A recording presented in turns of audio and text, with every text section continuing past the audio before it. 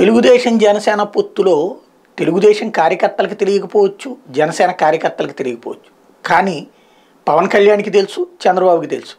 ఆయన ఎన్ని సీట్లు ఇద్దాం అనుకుంటుందో బాబుకి తెలుసు, ఈయన ఎన్ని సీట్లు తీసుకోవాలనుకుంటున్నారో పవన్కి తెలుసు. అదే సందర్భంలో మంత్రి పదవులు ఎన్ని ఇవ్వాలనుకుంటున్నారో చంద్రబాబుకి తెలుసు, ఎన్ని తీసుకోవాలో పవన్ కళ్యాణ్కి తెలుసు.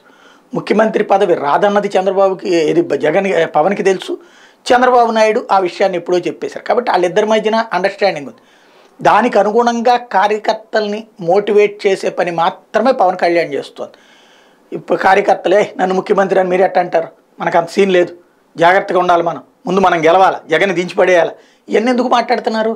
ఎవరన్నా అట్లా కనుక అంటే మిమ్మల్ని కోవర్ట్ అంట, మీరు పార్టీ వ్యతిరేక కార్యకలాపాలకు పాల్పడుతున్నారు అంటారు, లేకపోతే మీరు వెళ్ళిపోండి ఇష్టం లేకపోతే అని మాట్లాడుతున్నారంటే అర్థం ఏంటి? ఆయనకి తెలియదనినా ముఖ్యమంత్రి పదవి ఉండదని లోకేష్ చెప్పడం ఏంటి? ఆయనే చెప్పినట్టు పరోక్షంగా ఇంతకుముందే మాట్లాడుకున్నటువంటిది. ఇప్పుడు ఈ విషయంలో కొత్త కాన్సెప్ట్ ఏంటయ్యా అంటే హరిరామ జోగయ్య గారు మొన్ననే చెప్పాను ఆయనకు కూడా, అనవసరంగా మీరు కోవర్ట్ అని ముద్రలో ఇప్పించుకోబాకండి సార్ అని. ఇప్పుడు మళ్ళీ ఆయన లేఖ రాశారు. ఏమని? ఇది నిజమా? లోకేష్ చెప్తున్నట్టుగా 5 ఏళ్ల పాటు చంద్రబాబును సీఎంగా చేసేందుకు మీరు ఒప్పుకున్నారా అని ప్రశ్నించారు. జన సైనికులంతా మీరే సీఎం కావాలని కోరుకుంటున్నారు, మీరు సీఎం కాకపోతే వాళ్ళ కళలు ఏం కావాలి? మీకు ఓట్లేస్తే చంద్రబాబు సీఎం అవుతారనే దాన్ని జన సైనికులు ఒప్పుకోలేరు. మీరు నీతివంతమైన పాలన అందిస్తారని భావించే ప్రజానీకానికి మీరు ఏం సమాధానం చెప్తారు?